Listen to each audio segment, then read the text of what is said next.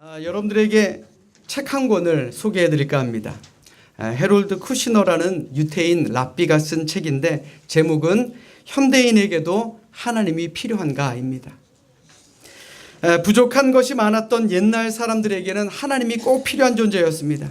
그런데 더 똑똑하고 더 많이 쌓아놓은 지식 때문에 이제 더 이상 현대인에게는 하나님이 필요 없게 된 것이 아닌가 하는 것이 이 책의 내용입니다. 다시 말해서 많은 현대인들은 너무 똑똑하고 아는 것이 많아서 전적으로 하나님을 의지하지 못하고 삽니다. 내 자신의 지식과 경험에 너무 의존하고 믿기 때문에 하나님의 방법은 잘못된 것 같고 내 방법, 인간적인 방법이 옳은 것처럼 보일 때가 많다라는 말입니다. 자, 한번 곰곰이 생각해 보십시오. 과연 현대인은 하나님이 없어도 충분히 살 수 있는가? 하나님이 없어도 정말 행복하게 살 수 있다라고 생각하십니까? 얼핏 생각해 보면 정말 그럴 수도 있을 것 같습니다. 하나님 없이도 잘 살 수 있을 것 같습니다. 그러다 보니 현대인들 중에는 교회에 나와서 믿음 생활한다, 또 기도한다 하면서도 하나님보다 자기의 머리를 믿습니다. 자신의 경험을 믿습니다. 그래서 전적으로 하나님을 의지하지 못하고 또 여러 가지 걱정거리 중에 기도하면서도 염려하는 모습을 가지는 것이 우리 현대인들의 모습이다라는 것입니다. 물론 고난이나 실패가 없으면 얼마나 좋겠습니까? 그런데 크기가 다를 뿐 언제 어디서나 누구에게나 고난은 분명히 있다라는 것입니다. 중요한 것은 그 고난을 통해 절망을 볼 것이냐 아니면 희망을 볼 것이냐의 차이다라는 말입니다. 오늘 본문의 말씀은 갈릴리 호수를 건너가던 제자들이 파도를 만나고 고난을 당하고 그 고난을 극복해 나가는 과정을 우리에게 보여주고 있습니다. 오늘 본문 이전의 말씀을 보면 예수님께서는 가시는 곳곳마다 또 말씀을 전하시는 곳곳마다 수많은 사람들에 둘러싸였습니다. 또 예수님께서는 보리떡 5개와 물고기 2마리로 여자와 아이를 뺀 남자만 5,000명이나 되는 사람을 먹이셨고 또 먹을 것이 남는 기적도 베푸셨습니다. 얼마나 많은 사람들이 감동했겠습니까? 또 사람들에게 먹을 것을 나누어 주던 제자들도 얼마나 예수님이 자랑스러웠겠습니까? 내가 예수님의 제자라는 사실이 너무나도 기뻤을 것입니다. 그런데 이 예수님은 이상하게도 제자들을 재촉하십니다. 얘들아, 우리 여기서 빨리 떠나자. 은혜의 자리에서 떠나 갈릴리 호수 저편으로 배를 타고 가라고 명령하십니다. 그 이유가 무엇입니까? 사람들이 기적을 베풀고 자기에게 먹을 것을 주신 것으로 예수님을 자신들의 왕으로 삼으려 했기 때문에 그렇습니다. 그래서 예수님과 제자들은 황급히 그곳을 떠나게 된 것입니다. 제자들이 예수님도 없이 그들만 호수를 건너고 있었을 때 그때 사고가 일어나게 됩니다. 그만 풍랑이 일게 된 것입니다. 여러분들 생각해 보십시오. 호수에 풍랑이 분다? 호수는 움직이는 물이 아닙니다. 고여있는 물이죠. 많은 사람들이 바다도 아닌 호수에 어찌 파도가 일어나는가 할 텐데 이 갈릴리 호수는 정말 파도가 일어납니다. 특수한 지역에 있기 때문에 그렇습니다. 그 호수는 지형적 특수성 때문에 종종 거센 광풍이 몰아치곤 했습니다.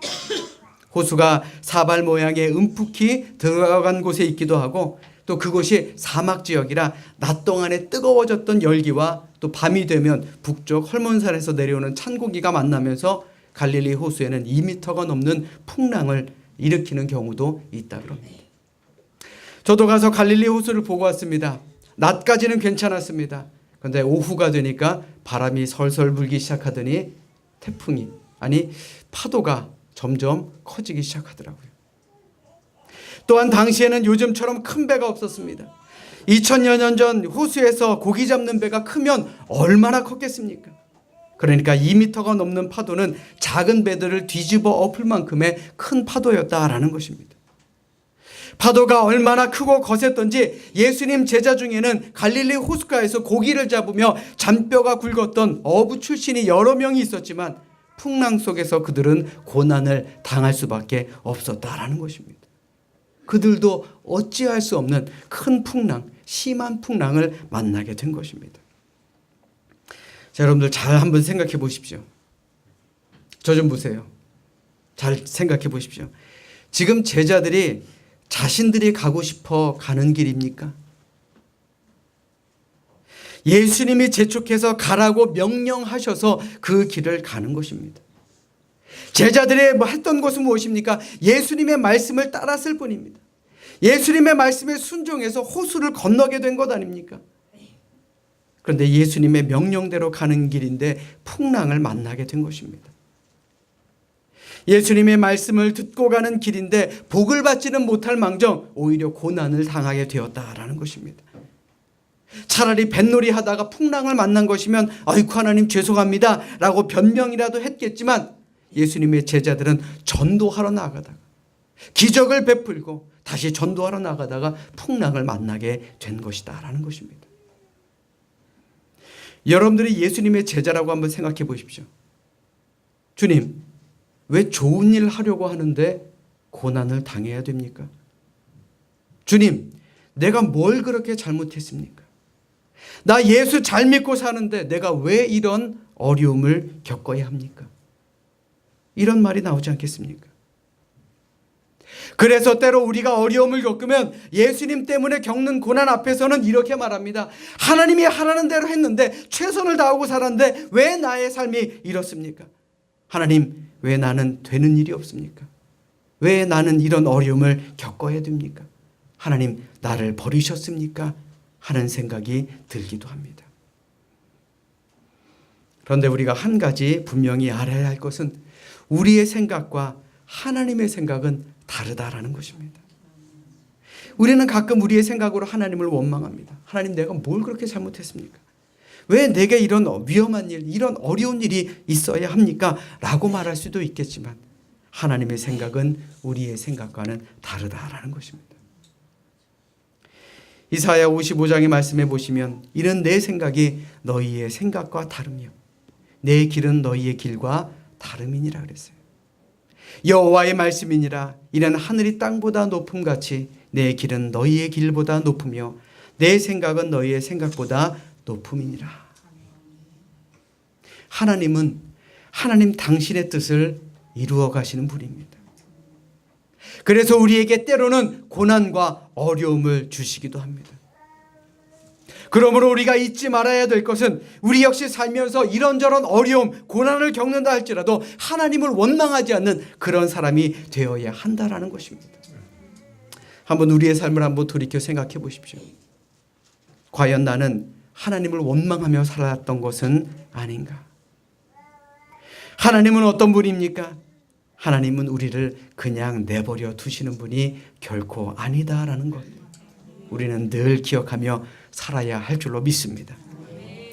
예수님도 제자들이 풍랑 속에 있는 것을 그냥 내버려 두시지 않았습니다. 물 위를 걸어 제자들을 찾아오셨습니다. 제자들 앞에서 물 위를 걸어올 수 있다라는 능력을 보여주시기 위해서가 아니라 제자들을 안심시키기 위해서 그곳으로 오신 것입니다.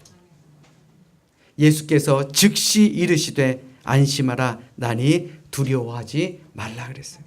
즉시. 얼마나 급하셨으면 즉시 오셨겠습니까? 고난 중에 아파하고 있는, 고난 중에 힘들어하는 제자들을 위로하시고 그들을 고난 가운데 구해주시기 위해서 예수님은 친히 물 위를 걸어서 제자들에게 찾아와 주셨다라는 것입니다. 잘 들으십시오. 예수님은 우리가 성공했을 때만 찾아오시는 분이 아닙니다. 때로는 우리가 실패했어도 변함없이 우리를 찾아오시는 분입니다. 우리 주님은 우리가 강할 때만 찾아오시는 것이 아닙니다. 우리가 약해졌을 때에도 변함없이 우리를 찾아오시는 분이 우리 주님이다라는 것입니다. 잠시도 지체하지 않고 즉시 손을 내밀어 우리를 다시금 일으켜 세워주십니다.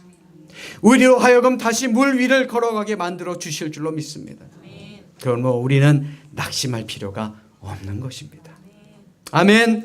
아멘. 우리 따라서 합니다. 두려워하지 맙시다.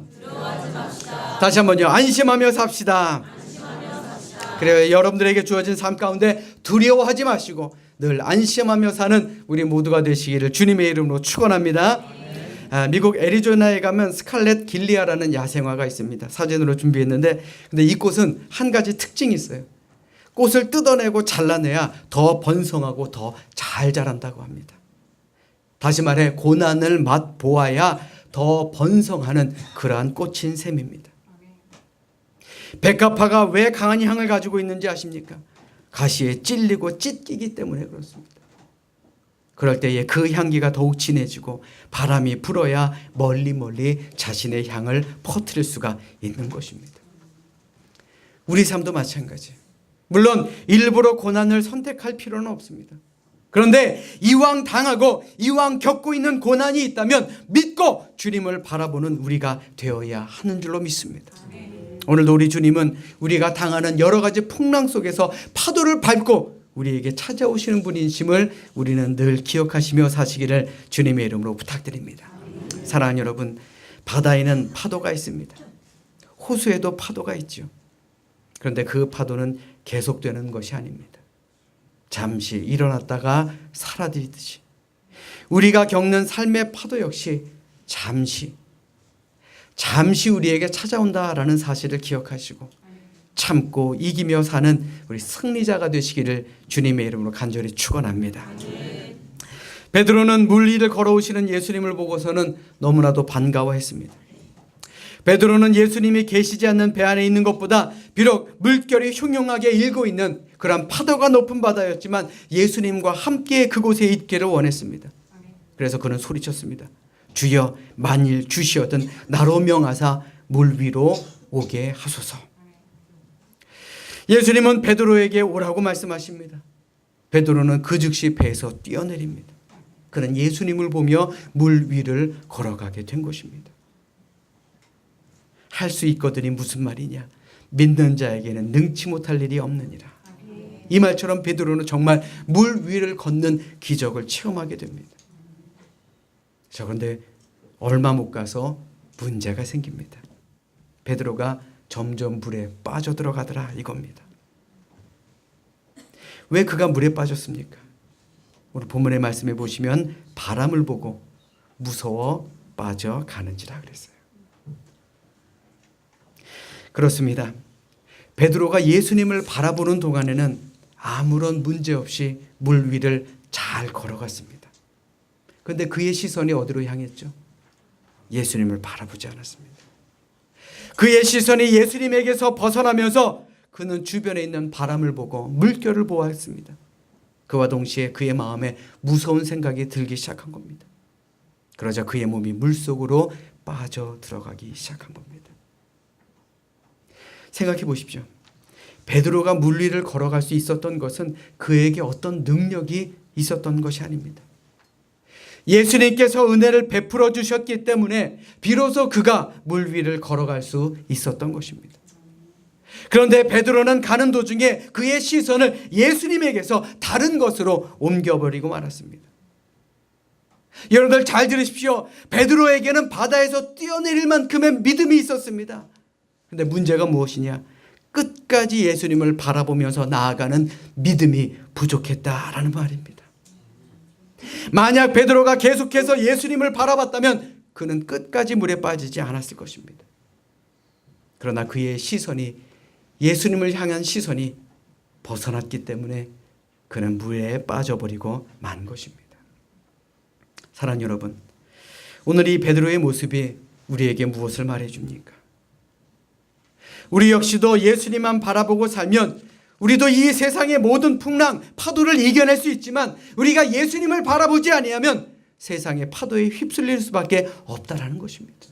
물에 빠질 수밖에 없습니다. 그 옛날 선지자 엘리야를 생각해 보시기 바랍니다. 그가 하나님만을 바라볼 때는 담대했습니다. 그깟 수백 명의 바알 선지자들 두려워하지 않았습니다. 그는 혼자서 그 많은 바알 선지자들과 당당히 싸워서 큰 승리를 거둘 수가 있었던 용사 중에 용사였습니다. 그런데 엘리야가 하나님을 바라보지 않자 그는 단 한 사람의 여자 이세벨도 두려워하게 되었습니다.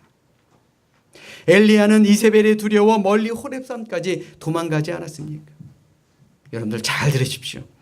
우리가 물 위를 걸어서 찾아오시는 예수님을 바라보지 않고 세상을 바라보면 우리 역시 파도에 휩쓸릴 수밖에 없다라는 것입니다. 물에 빠질 수밖에 없다라는 것이죠.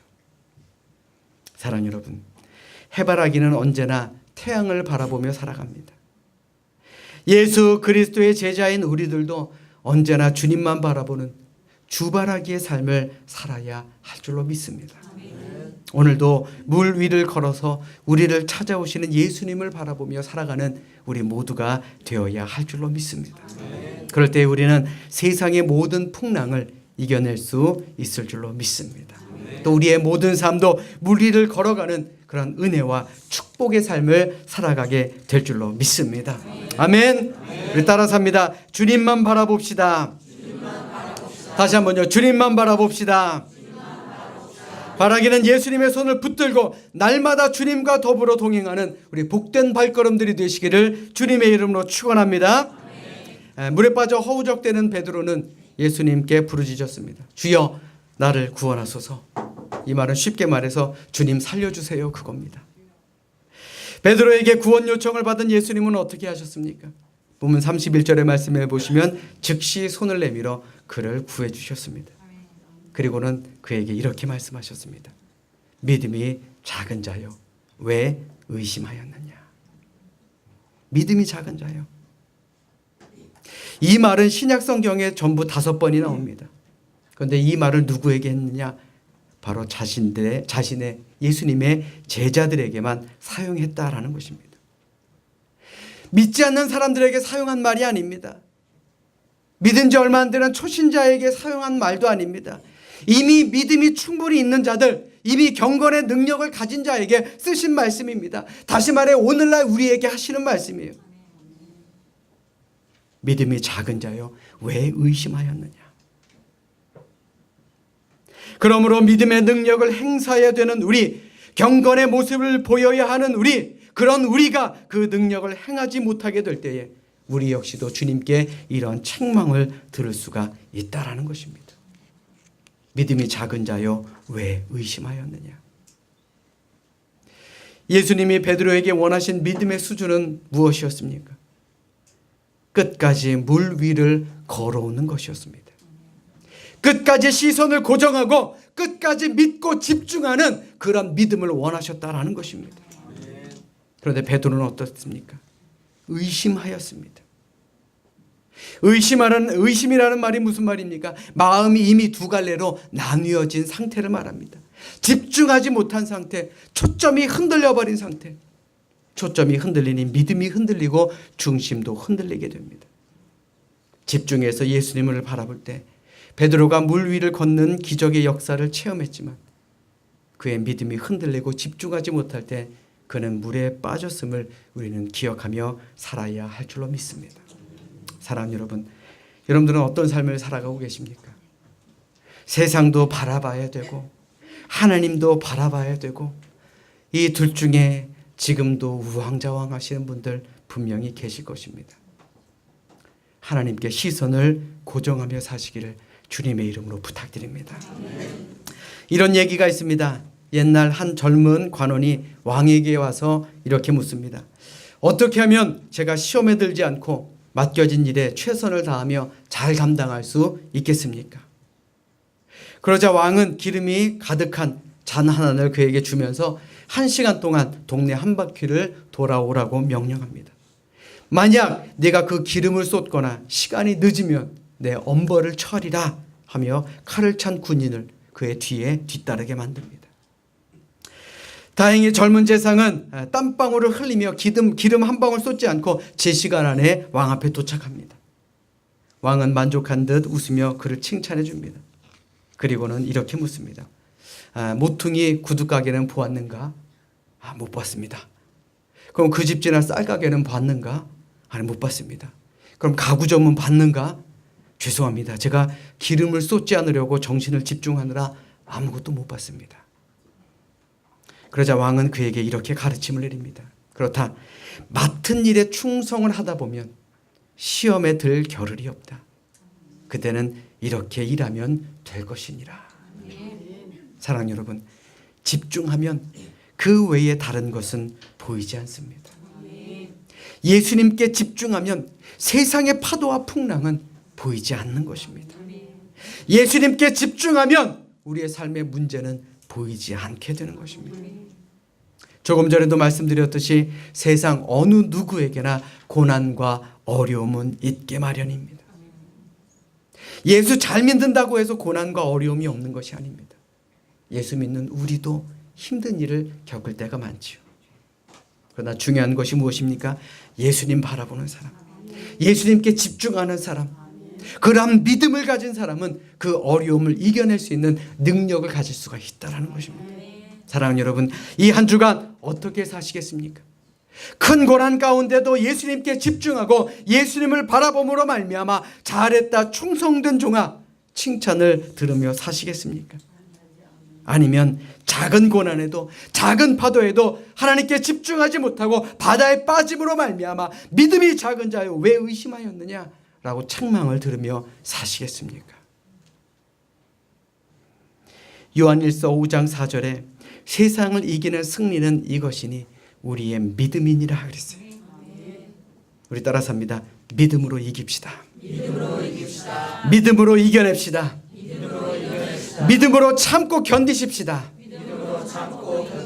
이 시간 진정으로 바라기는 바람 불고 풍랑이 일어도 주님만 바라보시고 의심하지 마시고 또 하나님과 동행함으로 바람과 파도를 밟으며 사는 우리 모두의 삶이 되시기를 주님의 이름으로 축원합니다.